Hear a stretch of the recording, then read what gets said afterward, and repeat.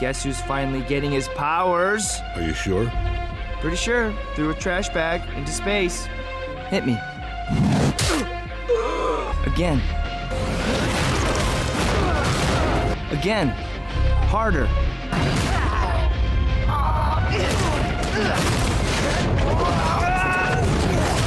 I'm scared, Dad. What if I can't do this? I want to do what you do. I want to be just like you. You will be, son.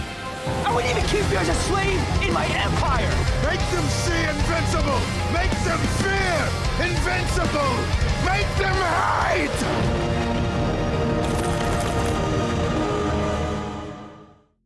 The superhero genre has been a staple in pop culture for years. Whether you are queuing up for one of the millions of Marvel films, or you've scrolled the absolute brain rot that is the Batman Arkham subreddit,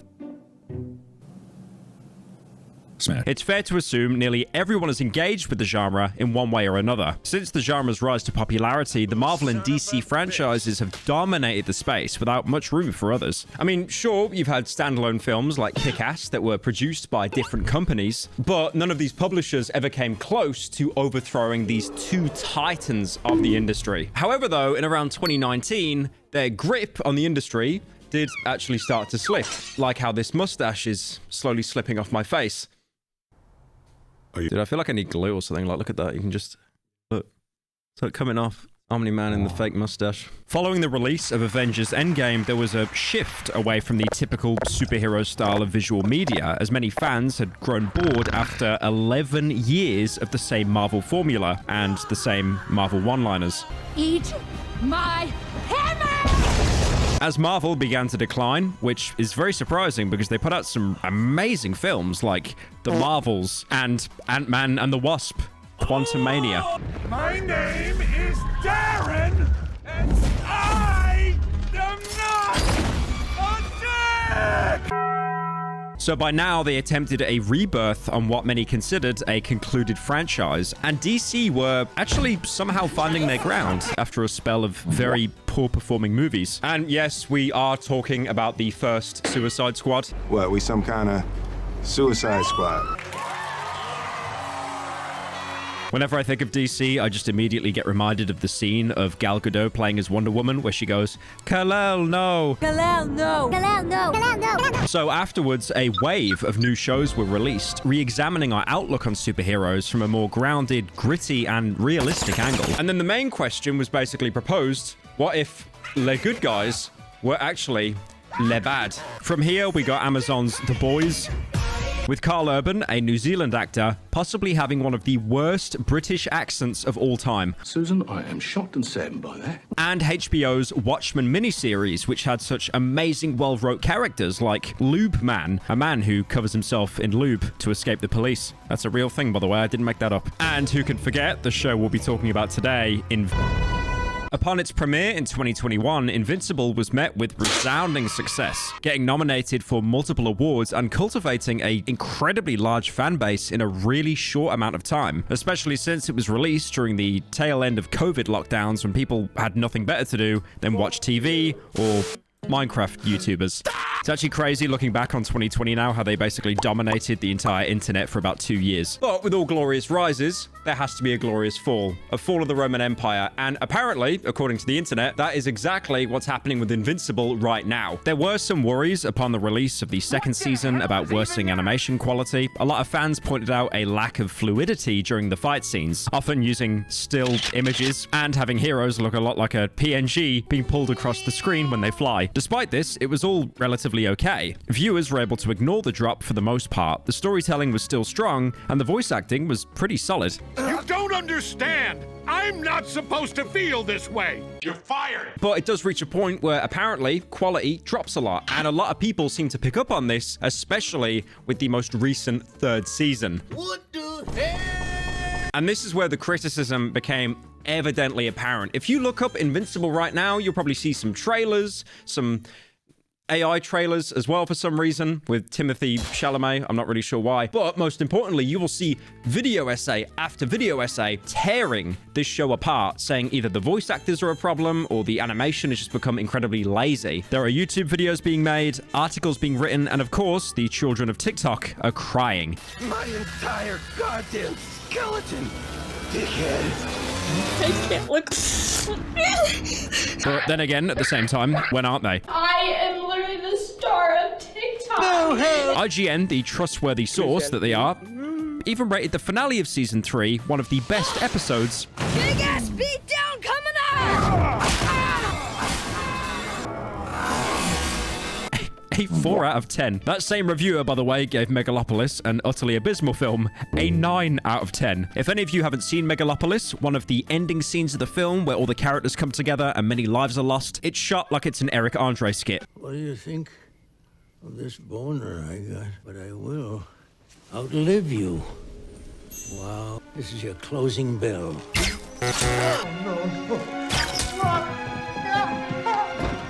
Vote for me for class president. But that being said, the gripes brought against Invincible aren't just empty critiques. Those who have seen the show can recognize there definitely is an undeniable decline in animation quality, to the point that some fans are deep faking the season 1 art onto the later seasons just to show how inferior the new art has become, even though the deep fake makes absolutely no sense and the one on the left obviously has a lot more emotion.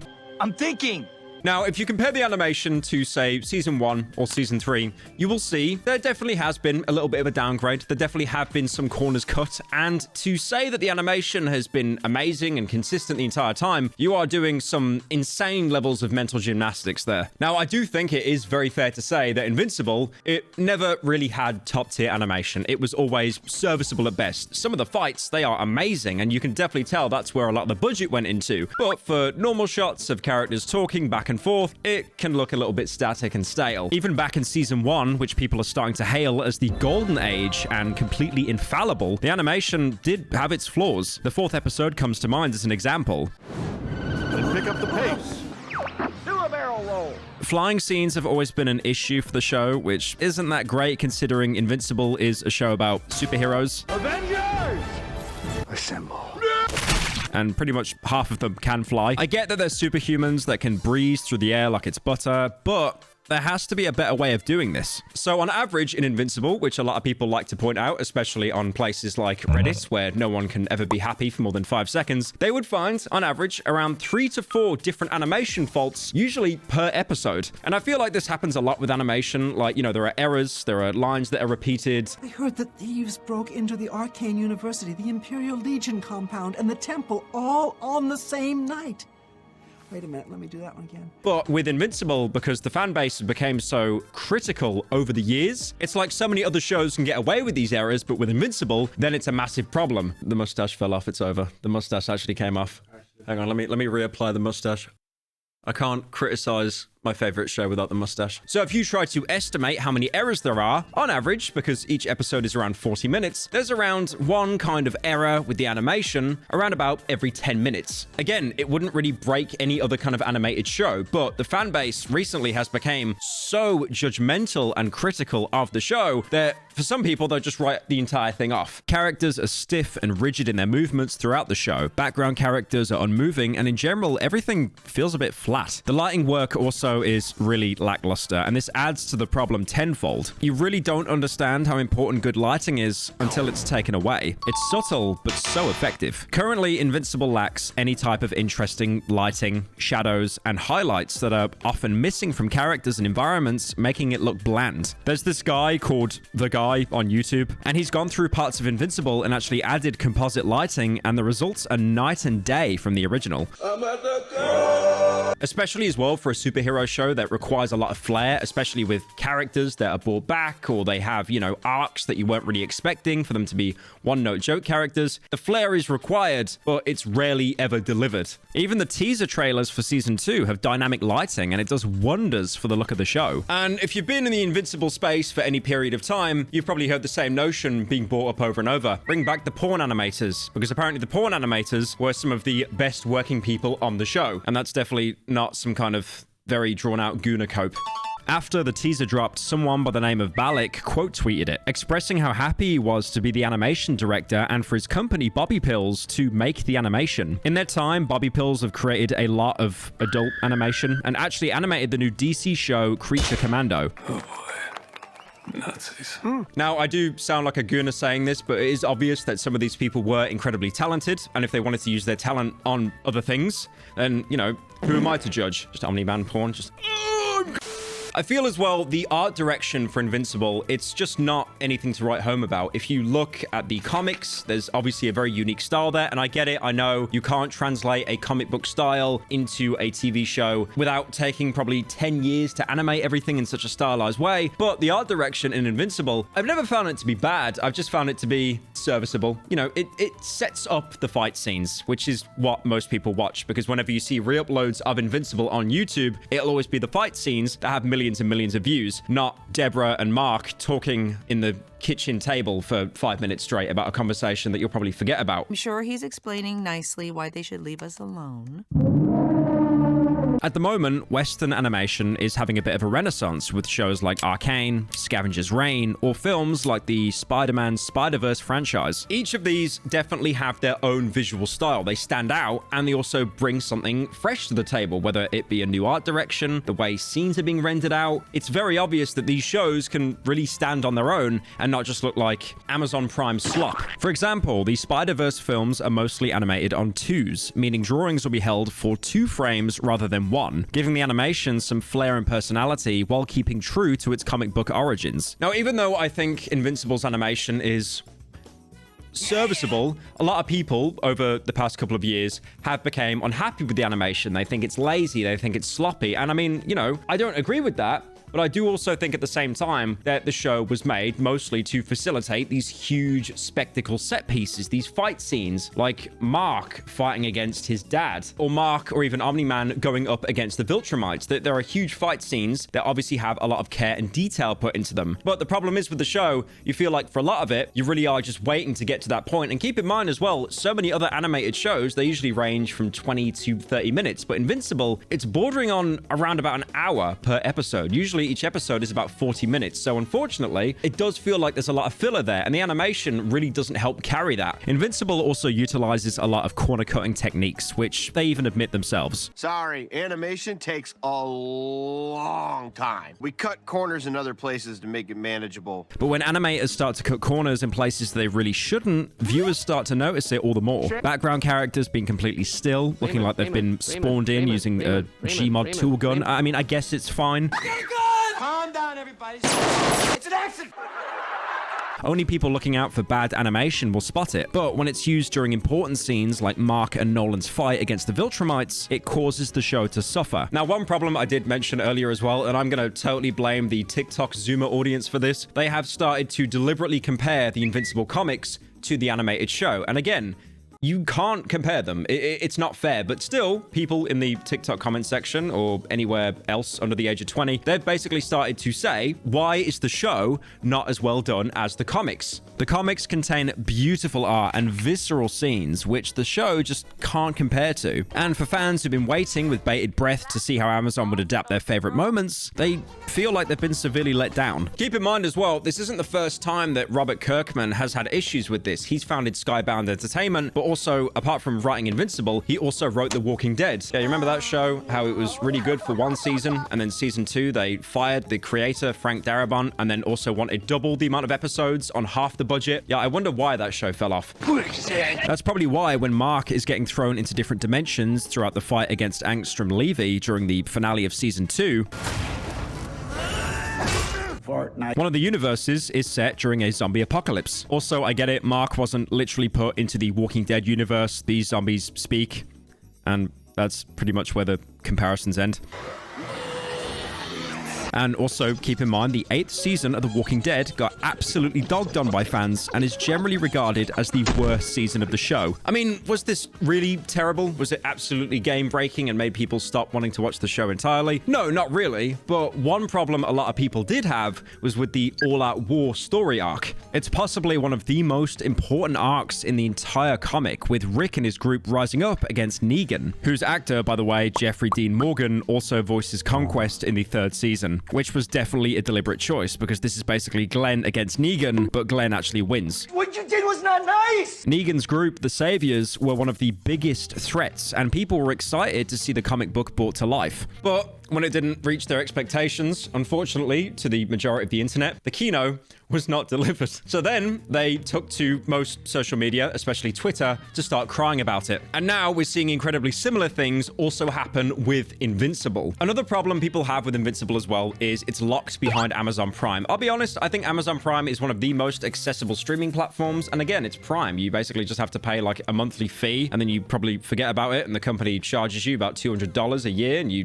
didn't even realize that. I mean, the only more public streaming platform it could be on at this point is Netflix that pumps out so much slop. I have no idea how they do it. Viewers will have to pay the price of a full subscription, £9 great British pounds, which you could have spent on your telly license or a cup of tea or a knife. You pay all that money just to watch 1 or 2 shows you actually care about. And if you aren't paying monthly to keep your subscription active, you lose access completely. And the world mocked us for our telly license. Fans are being forced to cough up money and they rightfully expect a really good product. And no, I'm not talking about films that flopped that are put on Prime to watch for free, especially from the largest company in the world, but getting half-finished slop just feels like a spit in the face. Are you sure about that?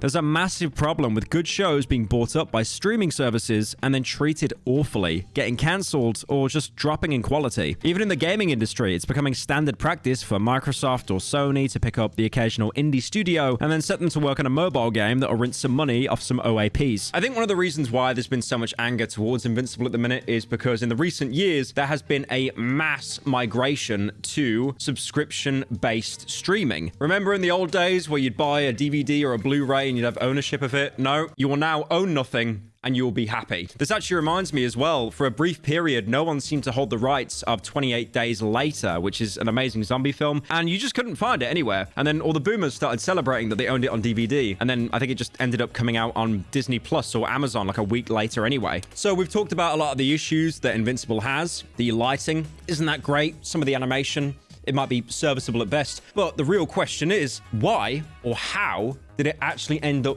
getting so bad? The main game theory that people seem to be latching onto currently concerns the voice actors, and it's quite clear to see why. Invincible has a stacked cast. You've got J.K. Simmons, best known for his role as J.J. Jameson, the guy who did the funny laugh that boomers would use in GIFs back in 2005. Are you serious? He also did a phenomenal job in Whiplash, where he plays music teacher Terrence Fletcher, who could be one of the nicest music teachers in America. Not quite my tempo. It's all good. No worries. Were you rushing or were you dragging? Answer! Sandra Oh, who starred in BBC's Killing Eve. I actually haven't watched that show, but if any of you have a female friend in your Discord group chat, you should probably go ask her all about it. Stephen Yeun as well, who, as we know, played Glenn in the Walking Dead series. You are gay. He also did a great job as well in the drama miniseries Beef. And Gillian Jacobs, who played Britta Perry in Community, one of the only good sitcoms ever made. Look, I get it, the majority of my audience are American, but please, one of you explain to me why Reddit Family has such a high rating on IMDb. Just look at the cast list and you'll see a lot of crossovers with the cast of AMC's The Walking Dead, which was absolutely inescapable during its prime. And so some people have actually started to speculate that the animation's drop in quality is because money is actually being spent on the casting rather than the animation. I mean, some of the choices are so questionable. You have Aaron Paul, or as you know him, Jesse Pinkman from Breaking Bad, appearing for 2 episodes, and Jonathan Banks, who played Walter, showing up for just a single episode. Yeah, remember when you guys wanted him to voice Conquest? Yeah. Good luck. Yeah, that went well, didn't it? Put your dick away, Walter. While we don't know the exact number, we do know that Invincible's budget per episode is about a quarter of what The Boys receives, which is Amazon's other big superhero show. Yummers. Which is around $11 million, meaning Invincible at best gets around $3 million. Are you sure? Now, okay, I get it. The YouTuber with millions of dollars in his bank account, you know, talking about $3 million not being a lot. But seriously, for the cost of an animated episode that runs for the best part of an hour, $3 million really isn't a lot. Think of the behind-the-scenes production team, the actors, the animators, the storyboard artists. There are so many people that are involved in every single episode. And that $3 million, which sounds like a lot of money, and it is really to an individual person, that to a company just gets absorbed instantly. And this is another criticism that fans seem to be fixating on. If the budget for each episode really isn't that great compared to other live action shows like The Boys, why are we hiring so many high profile actors that probably want a big chunk of that budget being used in every single episode? Comparing this to other animated shows currently running, Arcane had a budget of around $250 million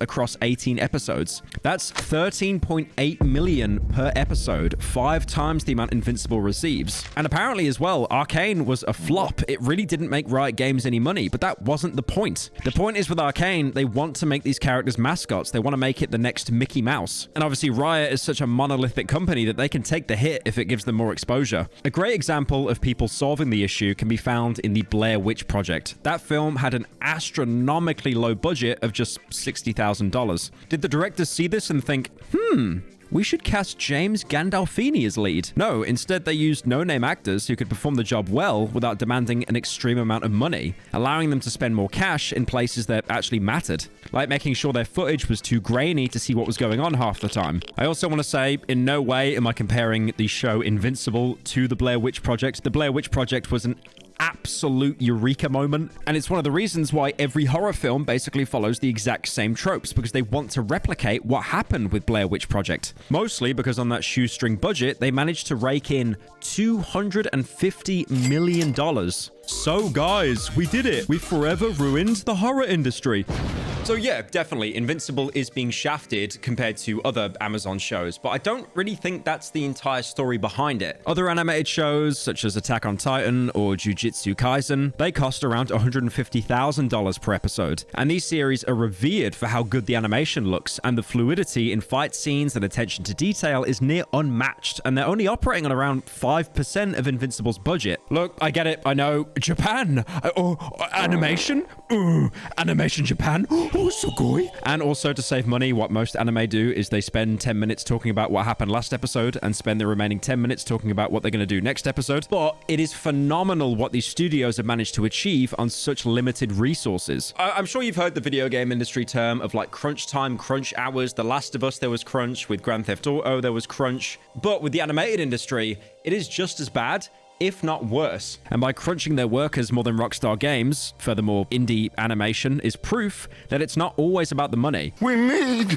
money! Typically, it'll be 1 or 2 people sat rotting behind a computer screen making the animation. Web series such as Umami's Interface were created primarily by one guy, yet it has some of the most interesting art direction and compelling animation I've ever seen. If it was a monetary issue due to hiring so many, I guess, A-list, B-list, or maybe even C-list voice actors, Invincible would have to be spending an egregious amount to fit that cost. But let's say that this could be the case, you know, in some alternate reality, then that would mean that Invincible is still spending most of its budget per episode or per season solely on the voice actors. It's also important to note that none of the voice actors are A-listers. It's not Leonardo DiCaprio or Brad Pitt. Most of them are recognizable for being in well-loved shows and, more importantly, die-hard fandoms. There would be an enormous overlap between the people that watch Breaking Bad and the people that watch Invincible, which, to make it basic for you, is people in their 20s. The closest you'd find to an A-lister, or used to be an A-lister, would be Mark Hamill, the voice actor for Luke Skywalker and the voice of Joker in the Batman animated series. And people say I'm crazy. But even then, he's scarcely in the show, only appearing in 6 of the 24 episodes. It still doesn't explain why other animated series can pull off much more impressive animation with significantly smaller budgets. I think one of the biggest problems with Invincible is the time constraints they have. They obviously have deadlines to meet, especially because, as many people know in the streaming industry, if you don't keep pumping out hot garbage, then people are going to forget about your entire platform, and they might even move to competitors. This is why Netflix is still one of the biggest streaming platforms in the entire world, despite 90% of their output being absolute hot garbage. I'm not saying Invincible is bad by any means. It's more that they could have time to cook, let it be in the oven a bit longer, but Amazon don't want that because they're that worried that people are going to lose interest in the show and move on to other things. In popular online mythos, towards the end of production for Neon Genesis Evangelion, around episode 16, the studio began to run out of money, and that's why the show contains long, drawn-out scenes like this infamous elevator sequence. Do I look like I need to walk? Like, I'm not even joking when I tell you that that entire scene is basically over a minute of Rei and Asuka just standing still in an elevator the entire time. But yet, despite that, retroactively, people will now say it is one of the highlights of the show. It gives some like inner dialogue or perspective of these two characters, when in reality, it probably was just to save time on the animation. But I also do want to say as well, I have absolutely no proof or source of that. It's just what I personally believe when I rewatch Evangelion every couple of years or so. I will be doing an Evangelion video at some point, don't you worry. Or the acid trip-like ending episodes. Evangelion could get over this for the most part, as they got incredibly experimental with the medium. However, Invincible, as a mainstream run-of-the-mill superhero show, doesn't really get this out. Season 1 was released in March of 2021, and it took over just 2 years for Season 2 to come out, releasing in November of 2023. Well, the first half of it, at least. It wasn't until March of the following year, 4 months later, that the second half of Season 2 dropped, though the series creator stated it was due to production issues. I need you, Cecil! A lot of fans still ran with the narrative that Invincible was taking a break to build up hype or to stop ratings from dropping during the Christmas period. I've been busy writing, designing, storyboarding, voice acting, key posing. Hey, no, stop. So, to stop the backlash, Season 3 premiered just 10 months later after Season 2 wrapped up, and any future plans indicate that Invincible will now release pretty much yearly. The main problem with animation as well is it takes a while. That's why, for example, with this huge surge in the recent years with AI art, why most artists absolutely despise it, because, you know, when you learn to do art, when you learn to make an animated show or even like a painting or something, it takes years of experience to be able to hone that craft, as opposed to someone just opening up their keyboard and typing in a bunch of random prompts. I am owning it so good. Katrin Snodgrass? Holy name. Is that a real Snodgrass? Wow. That's like Sneed. Wow. That's a name. Katrin, a former storyboarder for Invincible, came out on TikTok saying that while she was working for both Season 2 and 3 were being made at the same time in the space of 1 year. I know I personally find all the memes and jokes about it taking 2 years hilarious. It actually took only a year and we made 2 seasons at once. A single minute of 2D animation can take up to 80 hours to create. I mean, I have the statistics here, like, you know, a show like Invincible, for example. Each season is 8 episodes. Each episode is around 45 minutes. You're looking at 28,800 hours of work, or in other terms, 3 years. Attack on Titan is proof of this. There was a 4-year wait between Seasons 1 premiering in 2013 and Season 2 releasing in 2017. And when the second season did come out, it was half the length of the first one, only lasting 12 episodes compared to the original 25. On top of this, Seasons 2 and 3 were split in half, like Invincible was, with a 7 or 10 month break in between. And the 4th season alone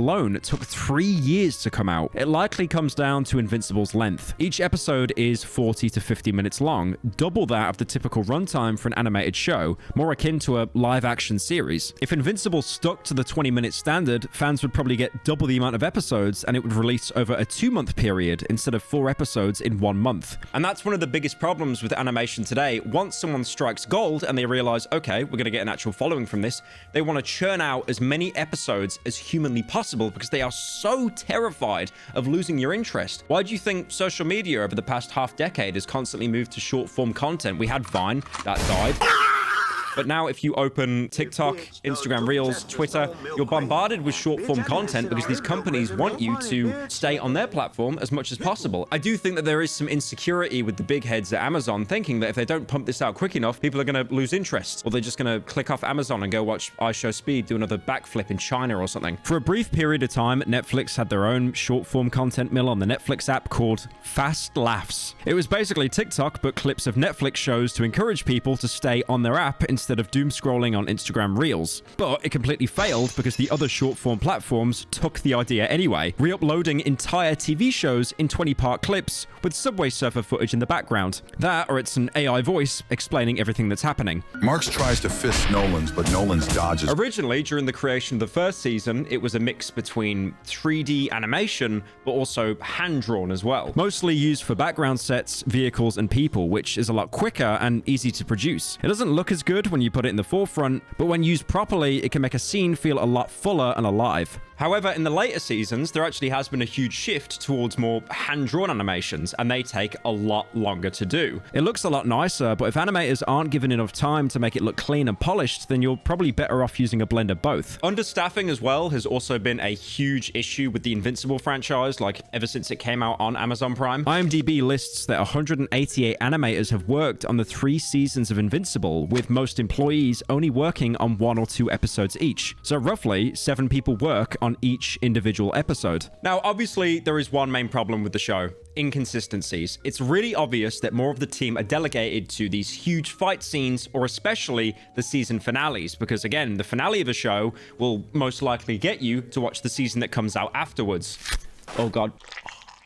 For comparison, Arcane's second season alone had 450 employees on their creative team at its peak. That's around 50 people per episode. So obviously, if you lack a massive team, the animation overall will get sloppy, because basically you're asking people to produce more with less hands able to do it. Keep in mind as well, Invincible is Skybound Entertainment's first 2D animated project, and only second animated show that they've worked on. The first being the CGI children's show called Super Dinosaur.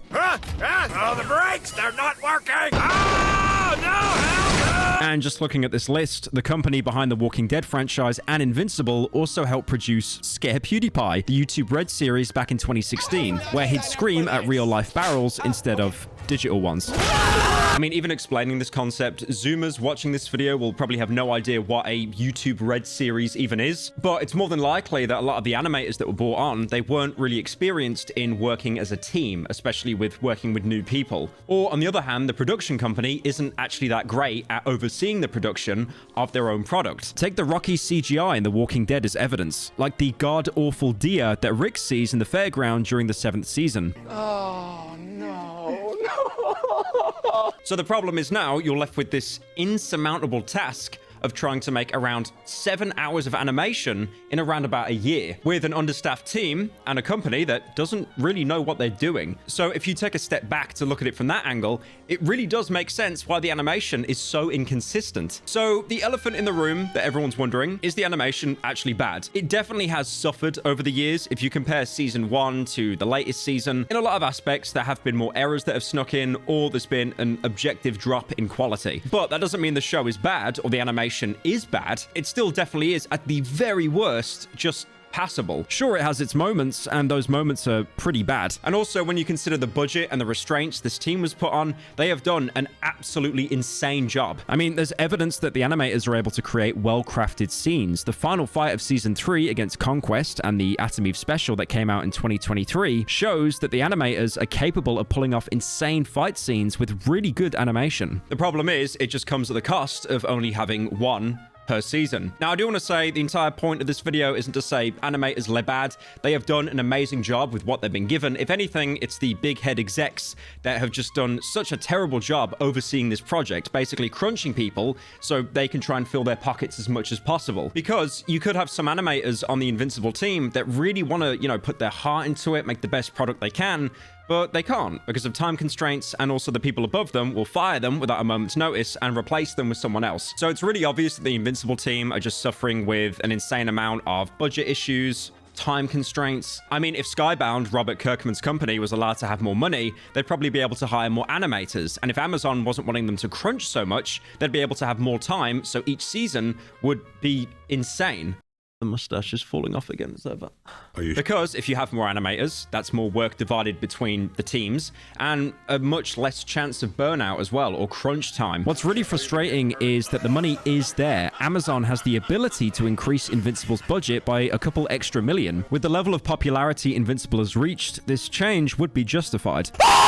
And Jeff Bezos would barely notice the change in his wallet. He's too busy moving bridges to get his super yacht through. Now, I'm sure Amazon has made an absolutely insane bag from this because, again, it is free to watch. It's Amazon Prime, but you still do have to pay for Prime. I'm not talking about the energy drink ran by Logan Paul and KSI, but one of the ways that probably helps fund the show is by getting Amazon Prime. This is not a shill to get Amazon Prime, by the way. It's more that that's the only real way that I can see that this company would see any kind of profit from it, and then maybe in future seasons hire more animators. But let's be fair, are they going to do that? No, the execs are probably just going to pocket the money themselves. In reality, though, it's piled up in one of Bezos' mansions so he can swim around it like Scrooge McDuck. But it shouldn't need to come down to that. Companies should be able to fund the shows they produce well enough that fans are happy with the final result. Now, one thing that has been a huge catalyst, letting people know that the animation is le bad, is of course TikTok, or any platform that hosts short form content, because attacking the show right now is guaranteed to make you go at least semi-viral. I get it, it's trendy to post a piece of bad animation for the show. It gets you views, it gets you likes. Caption it, "Who did this, bro?" Skull emoji. Others then see that, think to themselves,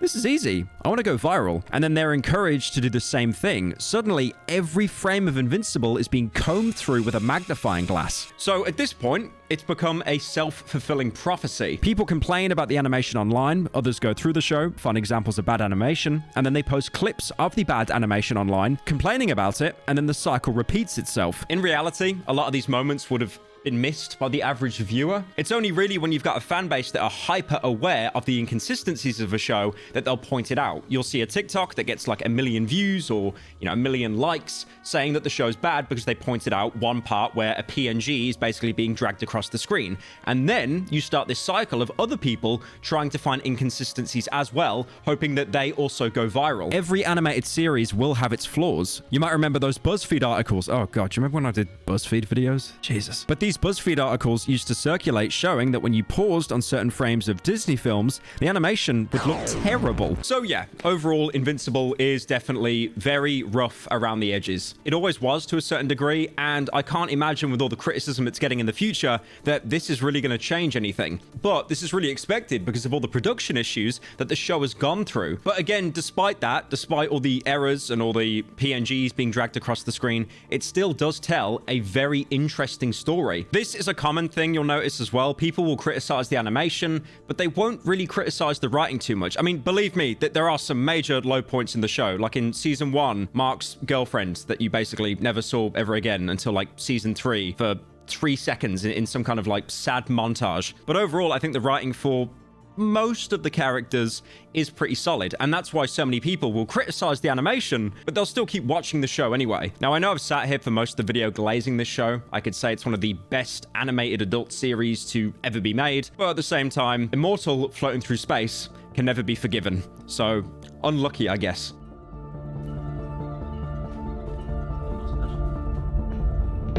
Are you sure?